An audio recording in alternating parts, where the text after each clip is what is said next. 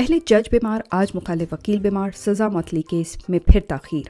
Chairman Tehreek Insaf اور سابق وزیر اعظم عمران خان کو غیر قانونی سزا کے بعد قید ہوئے آج 20 دن گزر چکے ہیں۔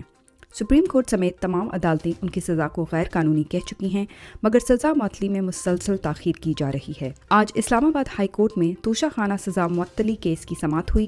الیکشن کمیشن کا وکیل اچانک بیمار ہو گیا، پیش نہ ہو سکا، جس کے بعد سماعت سوموار تک ملتوی کر دی گئی۔ عمران خان کے وکلاء نے کہا کہ وکیل کو پیش ہونے کے لیے 1 گھنٹے کا وقت دیں، اگر نہیں آتا تو فیصلہ سنا دیں، مگر جسٹس عامر فاروق نے انکار کر دیا۔ سوموار کو ہر صورت وکیل پیش ہو، عدالت کی الیکشن کمیشن کو ہدایت۔ توشہ خانہ سزا معطلی کیس اختتام کے قریب آتے ہی عمران خان کے وکلاء کو مختلف طریقوں سے ہراساں کرنے کے عمل میں تیزی آ گئی۔ آج سماعت کے بعد وکلاء لفٹ میں پہنچے تو لفٹ پر اسرار طور پر اچانک بند ہو گئی اور 1 گھنٹہ وکلاء حبس اور گرمی میں لفٹ میں پھنسے رہے۔ لفٹ سے نکلنے کے بعد وکلاء نے کہا کہ یہ ہمیں عمران خان کی وکالت کرنے سے روکنے کی کوششیں ہیں، مگر ہم نہیں رکیں گے۔ تحریک انصاف کا اس معاملے کی تحقیقات کا مطالبہ۔ عمران خان کی جان کو جیل میں شدید خطرہ۔ چیئرمین عمران خان کی بیگم بشرا بی بی نے آج سپریم کورٹ میں بیان حلفی جمع کروایا، جس میں بتایا کہ غیر انسانی سلوک کی وجہ سے سابق وزیر اعظم کی جیل میں صحت کمزور ہو رہی ہے، ان کی جان کو شدید خطرہ ہے اور ان کا وزن بھی کم ہوتا جا رہا ہے۔ عدالت اس معاملے میں ایکشن لے۔ عمران خان کو انصاف کی فراہمی سے مسلسل انکار عدلیہ کے چہرے پر ایک بدنما داغ بن چکا ہے۔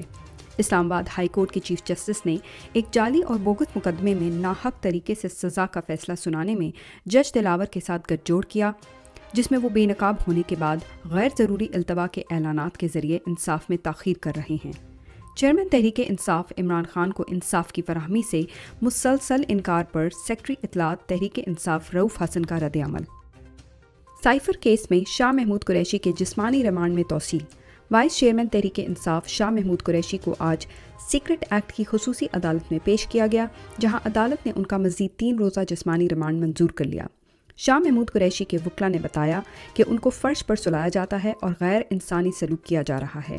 کیس سے غیر متعلقہ سوالات بھی پوچھے جاتے ہیں۔ اس کے باوجود شاہ محمود قریشی چیئرمین عمران خان کے ساتھ ڈٹ کر کھڑے ہیں۔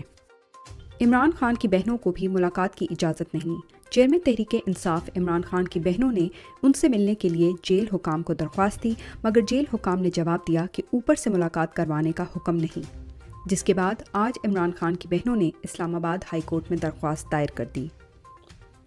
چیئرمین عمران خان کے سیکیورٹی سیکرٹری علی سجاد خان بازیاب۔ عمران خان کی گرفتاری والے دن پولیس نے سجاد علی خان کو بھی اغوا کر لیا تھا، جس کے بعد ان کو کسی عدالت میں پیش نہیں کیا گیا، جس کے خلاف تحریک انصاف نے لاہور ہائی کورٹ میں درخواست دائر کی تھی۔ آج ہائی کورٹ میں علی سجاد کو پولیس نے پیش کیا، جہاں عدالت نے ان کو رہا کرنے کا حکم دے دیا۔ ملک بھر میں بجلی کے بلوں کے خلاف عوام سراپا احتجاج۔ اٹک، رحیم یار خان، پشاور، کراچی، گجرانوالہ اور اسلام آباد سمیت ملک کے مختلف شہروں میں شہری بجلی کے بل کے خلاف احتجاج کر رہے ہیں۔ عوام نے بلوں کو آگ لگائی اور سوموار سے پہیہ جام ہڑتال کا اعلان کر دیا۔ ملکی تاریخ میں پہلی بار چینی کی قیمت 174 روپے فی کلو پر پہنچ گئی اور ساتھ ہی ڈالر بھی 301 روپے پر پہنچ گیا، جس سے مزید مہنگائی پیدا ہونے کا خدشہ ہے۔